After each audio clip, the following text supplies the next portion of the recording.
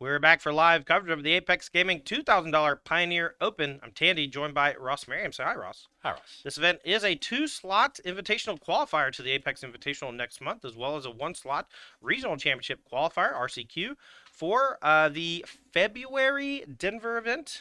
So a lot on the line here, as well as cash and prizes. We got 2 rounds in the books, and round number 3 looks like it's going to be a doozy. We don't have undefeated players this round, but we do have one of the best players in the room, Dylan Han, on Rakdos Midrange, facing off against Guy Johnson Merfolk, which we got just a brief look at last round. Yeah, now the specific Merfolk list that Guy Johnson is playing is super creature heavy. This is a collected company deck, and that card advantage should help out quite a bit in the Rakdos midrange matchup, as opposed to being more of a traditional fish style deck with more counter spells and more disruption. So it's going to be imperative for Guy to develop a good battlefield and grind through this removal. This is not going to be a straightforward matchup where his lords, create a huge battlefield. Mm-hmm. He's going to need to, nickel and dime for his points, use Benthic Biomancer effectively to I stop like that himself one. from flooding, and, things like Silver Gull Adept, any little bit of card advantage he can gain, all very important. Yeah, I mean, we're going to see, hopefully a nice back and forth match. Rakdos looking to try to contain all these threats with spot removal like Bone Crusher Giant and Fatal Push. After Sideboard is going to get a little more dicey with things like Extinction Event and other potential sweepers. But let's head on down to the feature match area in just a moment, where we'll be watching Dylan Hand's Rakdos versus Guy Johnson's Merfolk. These players are 1-1, so their backs are against the wall. A loss here will likely eliminate either player. And I did want to get Dylan on camera at least once today, so if he does lose this round, at least we'll have him on feature one time. He is a regular here at the Apex series, and will regularly take down events with what many can perceive to be the best deck, here choosing Rakdos midrange as his weapon of choice. Took a loss in the first 2 rounds, but still going. Yeah, I believe he lost to.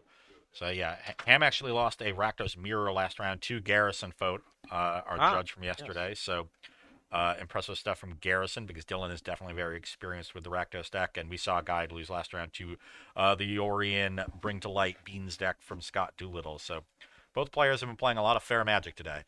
All right, and we're off. Guy Johnson going to be on the play with Simic. Merfolk leads off with that Benthic Biomancer that you talked about. This 1-1 is relatively weak on rate to start, but you can pay mana to give him a little bit of a buff and loot. It's nice, but we're going to go ahead and just remove it with Fatal Push as Dylan Ham, so he says this thing's pretty scary.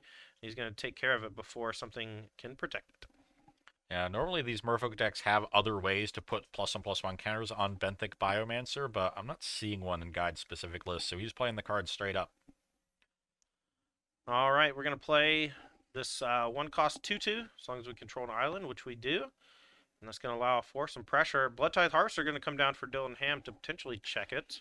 Yeah, and this is the ideal 1/2 against any aggressive deck. Fatal Push your 1-drop, play my Blood Tithe Harvester. I guess Harvester just maybe the ideal 2-drop against everybody, to be fair. maybe we could have stomped on turn 2. Both great. As long as we just keep up, maintain parity on the battlefield, protect the life total, eventually the powerful mid-range cards from Rakdos like Shield Druid will take over this game. Yeah, you see Dylan could not trade fast enough, even though Blood Tithe Harvester is ostensibly a more powerful card than the Kumena Speaker. Yeah. Kumena Speaker is one you don't see a ton, but mostly because it's hard to have islands in Pioneer specifically in your 2-color deck. You can only play so many to go with your dual lands. Luckily, Breeding Pool, obviously great.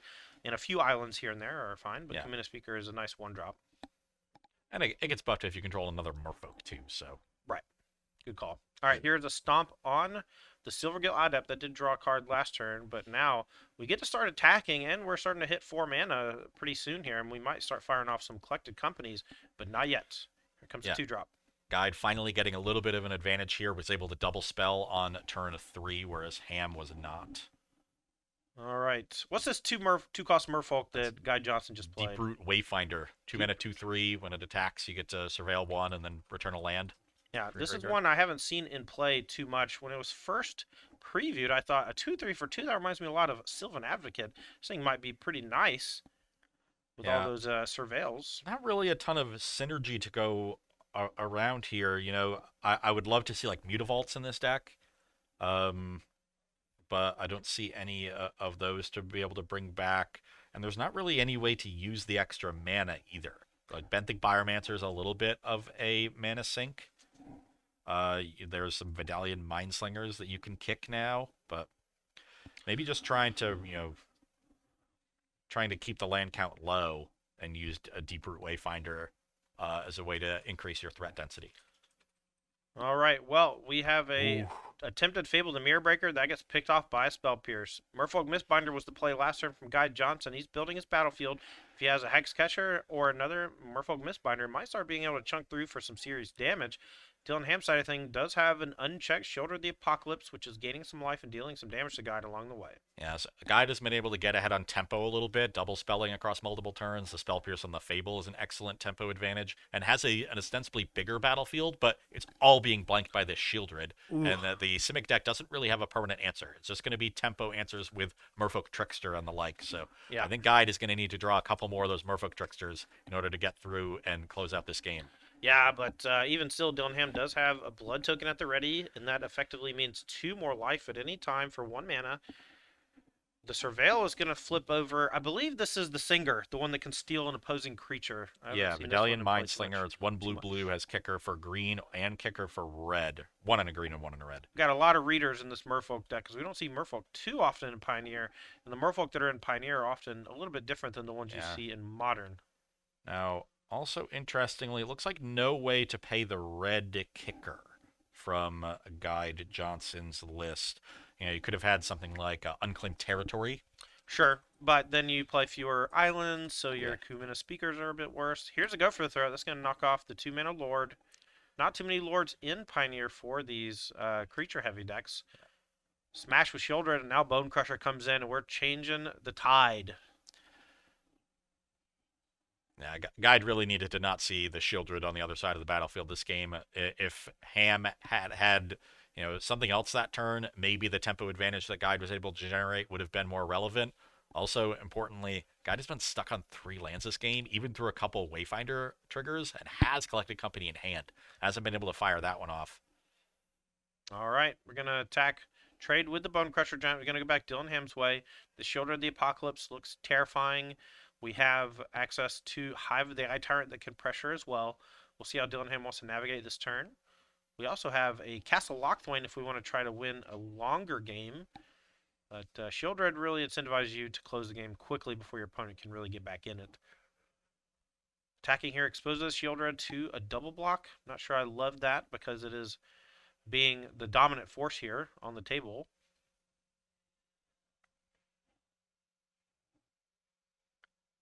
Yeah, Shieldred should probably just stay upright and doing its thing. Yeah, the Hive attack here is not so bad. It will trade 1 for 1, but it just allows Dylan to use his mana in a proactive way. But he's just going to pass it back. He's going to let the Shieldred do the heavy lifting. Guide Johnson down to 5. Guide looking for a land, finds one. Collected Company, unlocked. Do we main phase it so we can maybe attack, or do we do it during the end step? We'll see. I like the main phase. All right, well, he disagrees. We're going to Castle Lockthwain. We're going to break even on life. Going to go back Dylan Ham's way. Drawing again for turn up to 20. Still heavy on life. Yeah, and that's why I think you got to be aggressive. The life total for Dylan Ham is too high at this point. You need to get attacks in. And because the Merfolk, like an end-step Merfolk Trickster, isn't going to stop the trigger on you. Yeah, this 1 point from Trespasser, though, means that only 2 more draws for Guide before the Shieldred takes it down. And Dylan Ham looking firmly in control, but this Collected Company could be backbreaking. Yeah, what can we hit off of this? You know, even double Lord would be fine.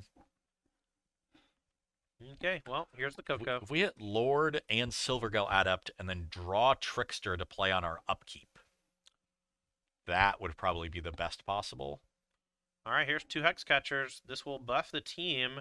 Modern Hexcatcher, a newer addition to Pioneer, but one that gives Merfolk a little bit of help. Not only can it buff your team, but it also allows your team to be traded for, virtual counterspells or whatever. So now the Kumena Speaker and this is an upkeep Collected Company. Can we hit a Trickster? Yeah. There's a Lord. Is this Lord Trickster? If it's Lord Trickster, Dylan Ham might be dead. That's a Trickster. Okay, so we're not going to take any damage. We attack with everything. Graveyard Trespasser can block a 6/6, but then we have a 5/5, a 6/6, and two 4/4s.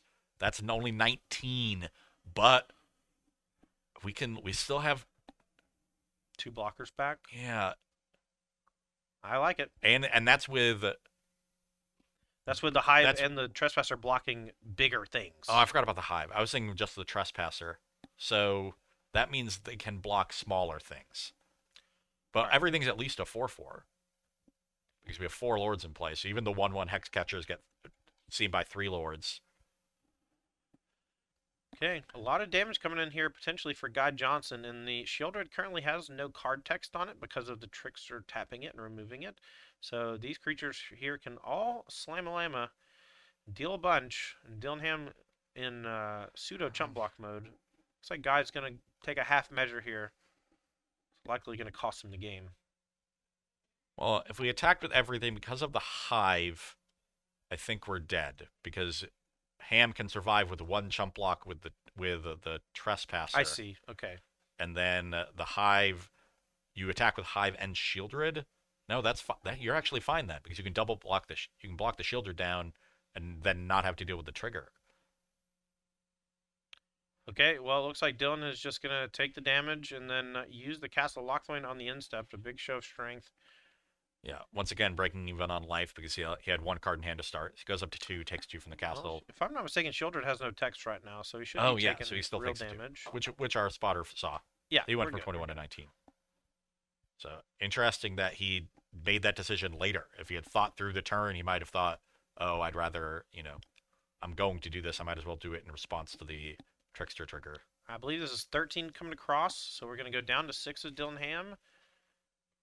Should be 14, right? Hexcatcher start as 1/1. They So there are each get 4 plus 4s. 1, 2, 3, 4. Oh, right. And the other 1, one's 2, a 3. 6/6. Each of the Hexcatchers should be 4/4, and then it should be 16 year or 14. You're right. Yeah. Okay. Well, Dylan Ham Yeah. here. Goes back up to 7 on his draw step with the Shieldred. And now, Leaving back Hive of the Eye Tyrant. Interesting. I think Hive was lethal here with the Trespasser trigger because you have to block 2 things and you still take 3. yeah. But now Kumena's Speaker and the other Trickster are able to block each of these, and you're just a trade for the Shieldred. Have this Guy Johnson stolen this game? Yeah, I don't know. Ham missing lethal here with that Hive of the Eye Tyrant. Well, yeah. Oh, excuse me. Yeah, there was 4 total creatures, so yeah, that was not a lethal attack. And Okay. yeah, Guy Johnson, steals this game, finds the 4th land just in time, had 2 collected companies rotting in his hand, probably hit the perfect 4 cards off those collected companies too, or something close to it. Yeah, I needed 3 lords and And a Merfolk Trickster for the Yeah. Shieldred to buy himself 1 more turn. I think made a very smart attack there, and ensured that he, wasn't dead to the crackback because Right. his attack wasn't lethal regardless of what he did. Good call. So attacked just enough to leave himself alive to the attack back, and then nothing left for Dylan Ham. Maybe could have gotten more aggressive earlier in that game. there was one turn where he could have attacked with a Shieldred, maybe a Shieldred and a Hive of the Eye Tyrant, and then a double block would have condensed the other side of the board a little bit. I think ultimately that would have spiraled out of control, and the Cocos would have ended up taking over the game. But I can't think of too many spots otherwise. Maybe, yeah, I don't know. That Anyway, is the power of collected company. Also heads up play for Guy to casting the second one on his own upkeep. Yes. He knew that Merfolk Trickster was the out he was playing to, needed to stop that trigger from the Shieldred in order to give himself the extra turn to win that game. all right, Dylan Ham back against the wall. We're going to take a look at his sideboard here. Ross, why don't you give me your expert analysis on what you think is going to be coming in from that Rakdos? So, the sideboard has 1 copy of Hidetsugu Consumes All, 3 Extinction Event, 2 Duress, 2 The End, 1 Kolaghan's Command, 2 Noxious Grasp, 2 Unlicensed Hearse, and 2 Reckoner Bankbuster. Do you bring in the Noxious Grasp against the green creatures? There's not that many. So there is Merfolk Mistbinder, Yeah. there is Kumena's Speaker, Mhm.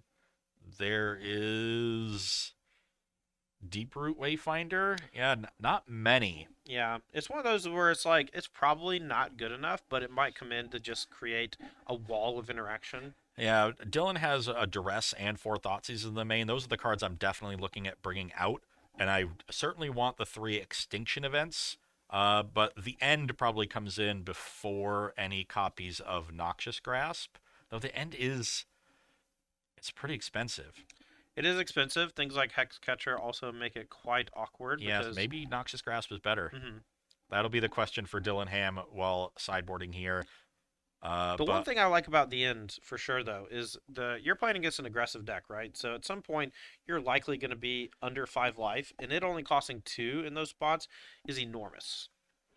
yeah, those spots it's much better than Noxious Grasp. Though if Noxious Grasp has a target, the extra life might also be Right, important. right. All right, well, so Dylan likely going to be bringing in some of those cards on Guide Johnson's side of things from this Merfolk deck. What's he got access to in the sideboard that can alleviate some of this pressure from the Rakdos interaction? So there is one Kopala Warden of Ways. That'll be a nice one. There's Ooh. that's a second copy since there's one in the main deck as well. A fourth copy of Vidalian Mindslinger Mindsinger since there's 3 in the main. 2 Mistcaller, 1 Mystical Dispute, 3 Reality Shift, 1 Spell Pierce, 2 Grafdigger's Cage, 2 Deeproot Waters, and 2 Shaper's Sanctuary. So he has actually a lot of good things to come in here. I love the Reality Shifts as an actual answer to Shieldred. Yep. I like the Shaper's Sanctuaries against a deck that's so heavy on spot removal. Agreed. And then Deeproot Waters is a difficult to remove enchantment Has for this hexproof, Rakdos right? deck. If I recall correctly. It makes creatures that have hexproof. I see. And it just makes this incredibly wide battlefield that is great with your lords. So a really strong sideboard here for Guy Johnson in this matchup. The one thing he has to be careful of is he doesn't want to take out too many too many creatures and make his collected companies worse. So I guarantee the spell piercers are coming out. All right, we are underway for game number 2. Dylan Ham going to be on the play with Rakdos mid. Plays a turn 2 Bloodtithe Harvester, and Guy Johnson going to go back his way. No 1-drop, but likely going to play something on turn 2 here, even if it's at instant speed for a Hex Catcher. But we're going to play the 2-cost Simic Lord instead, and we're going to go back Dylan's way. And notably no 1-drop for Guide in this game, so not coming out as quickly. And once again, Dylan Ham is able to spend the early turns keeping the battlefield clear and getting down his own threats. So Guide's going to need to, play from behind for a second game. All right, Guide going to play another 2-drop here. This is the 2/3 that scries the scouts. That's Deeproot Wayfinder. Deeproot Wayfinder. And now Dylan Ham going to get a little aggressive, attacking with the Trespasser. Going to deal 3 to Guide, as well as eat something from the graveyard.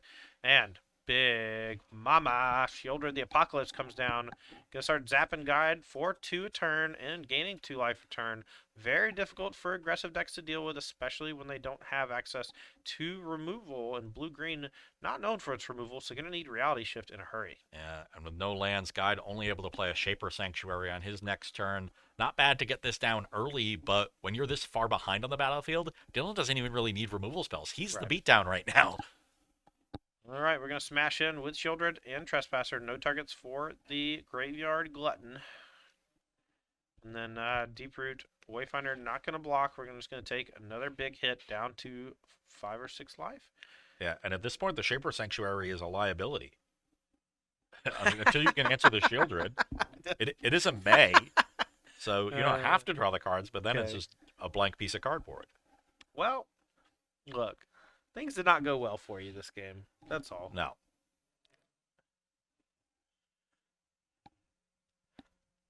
Another Lord. The good news for Guy Johnson, he gets a game on the play.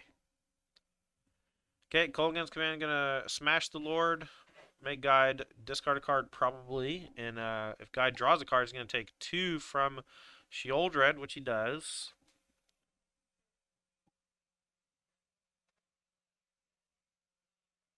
All right, packs it in. A quick game number 2 to Dylan Ham. These players likely going to shuffle up here and get a quick game number 3 off.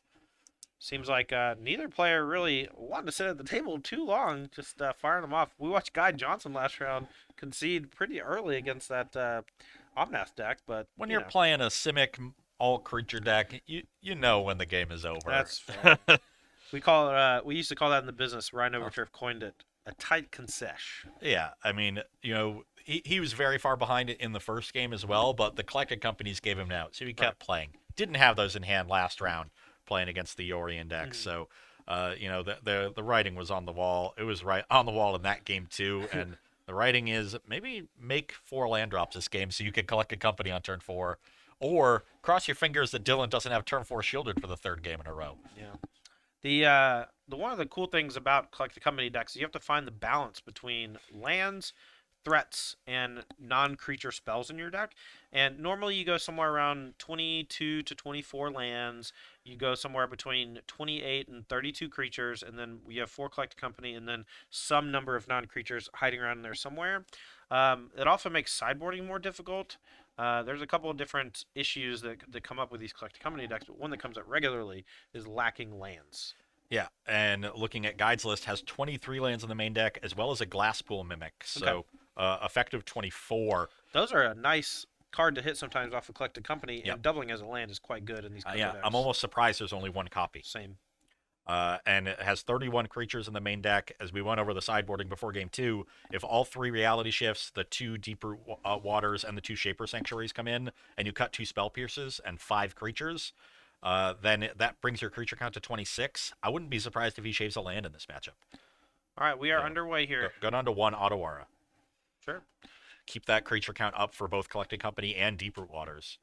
He's been missing land drops, and you said, hey, maybe try to hit some more land drops, and you wanted to cut a land? Blasphemous. All right, we're going to start off with a tapped land here into double Kumina Speaker. We're going to get some pressure down, and Dillingham going to maybe need some sweeper here to keep up. Just has another Blood Tithe Harvester on 2 that can trade. Yeah, had the very awkward Hinterland Harbor pathway draw here for Guy Johnson. But double 1 drop helps. All right, Johnson here lining up this turn. Looks like we have a Lord effect as well as a couple of other 2-drop options. Going to play the Lord so we can attack with a pair of 3/3s.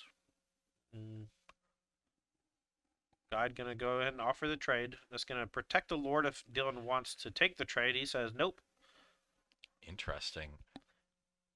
Game 1, Dylan took this same trade even without the Lord in play, and as quickly as he could, but wants to use the Lord to deal with, or use his Harvester to deal with the Lord instead, and now the Trespasser checks both Kumena Speakers, so had a line that made more sense taking the damage this time. All right, Ham going to play the Trespasser here to provide a big buffer for defense, and Dylan should be up to 16, no, 15. Took 6 last turn. That's right. So 15 should be right. All right, Guide already has 3 lands, more than he had most of last game. Looks like he found a 4th. If he has Coco, it should be unlocked. I see a Clone Effect, a Trickster, a land, and another Trickster. So we can just, I don't know, it seems bad to Trickster old Graveyard Trespasser here. Yeah, this is an awkward hand in this spot. Losing the Mistbinder really needed that one to live, but you knew it wasn't if Dylan didn't want it to, because the Harvester was already on the battlefield.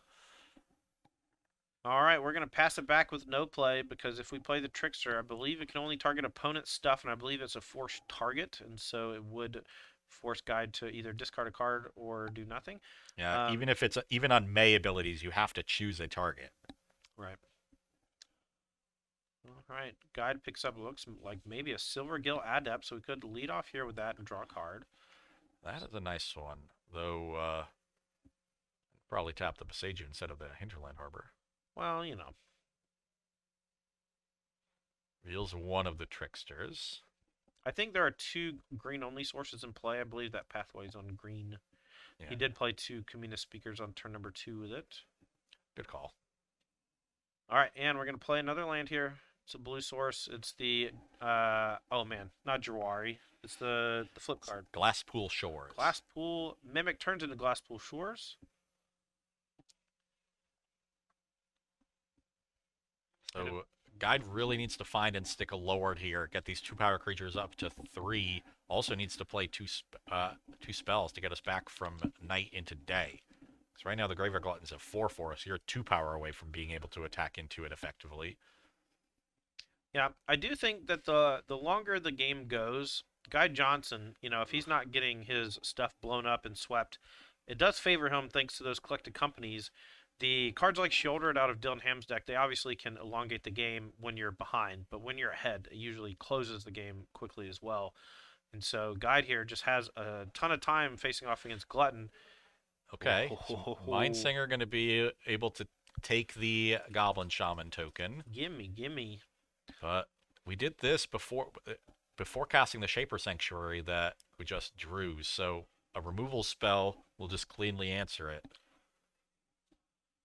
All right, but we did bring in those Noxious Grass, and it does have to target a green creature, so we're going to kill one of the communist speakers and gain a life. We go back Dillenham's way here. We got Chapter 2 of Fable coming, a removal spell on the Singer. We'll get back the Goblin. We're going to pitch a couple lands and draw 2. Ooh, Extinction Event. That's a nice pickup. Yeah, we can, I guess we can name Odd, but then the Glutton goes away. All right, well, instead we're just going to go, it looks like Powered Kill. We're going to get back our Goblin token. We can attack with a Graveyard Glutton as well if you want to trade 2 for 1. I'm pretty happy with that. Yeah, I think it's pretty easy to race at this point, especially with the Reflection entering the battlefield next turn, and you've got Hive of the Eye Tyrant back. Guide never really had a way to attack through the early Graveyard Trespasser. Only had the one Lord, didn't have a Collected Company, and would have actually, ironically, been better against Shieldred this game because he had multiple Tricksters in hand. But the Ward discard a card, making the Trickster plan very awkward. Here's a Shaper Sanctuary, though, so this one's going to stifle Dillenham's ability to interact later on with spot removal. Doesn't do anything against Extinction Event, and a lot of that damage has been done, but we could have another 5 or 10 turns left in this game, and Shaper Sanctuary could end up drawing a bunch of cards. Okay. This is a second spell from Guy Johnson, so we're going to go back today on Dillenham's turn. All right, we're going to block the Silvergill Adepts. Yeah. Take 2. I like that. Even though the Adept is ostensibly, worse than the Speaker since it has 1 toughness, the green creatures being targets for your Noxious Grasp and leaving your opponent with all creatures of the same parity for Extinction Event. Right. Good call. All right, Glutton. Makes it. I believe 2 spells were played last turn, right? So I think Glutton should have flipped tonight. We can pause that. I'm not 100%, but I think so. Yeah, we should be at daytime now. Shaper Sanctuary and the second Kumena Speaker were cast last turn by Guy Johnson. Yep, and that'll mean one less thing gets eaten from the grave from the Glutton, and it'll be smaller. So it's only rumbling for 3 instead of 4. Okay. So we caught it just in time, and no harm, no foul. The players here are going to make the board state a little bit cleaner. And Trespasser's still going to chunk in for 3 and eat 1 thing and drain for 1. And now Dillenham can play another creature or removal spell here, but just going to pass turn back. Flips back to Glutton. Guy Johnson already down to 5. This has been the story every game. Dillenham has been able to be the aggressor. Here's Trickster. Taps Fable. Backside is Reflection. Another Trickster in hand, but don't know if it's going to be enough. We can make a copy of Glutton next turn no matter what. Not a whole lot of creatures left in the graveyard, though. Attack for 2 here. Going to incentivize the Hive of the Eye Tyrant to get a little defensive, but Dillenham says, you know what? I'll just take it. Colgan's commands to play during the end step. Can deal 2 to something and force a discard. Can also get back something like the Bloodtithe Harvester. So maybe it goes discard, get back Bloodtithe Harvester is probably a little bit better. Yeah, get the 2 for 1 without triggering the Sanctuary. Yep, and Hinterland Harbor goes to the bin. We're going to go back Dillenham's way. Let's see how Guy Johnson wants to navigate this Trickster here.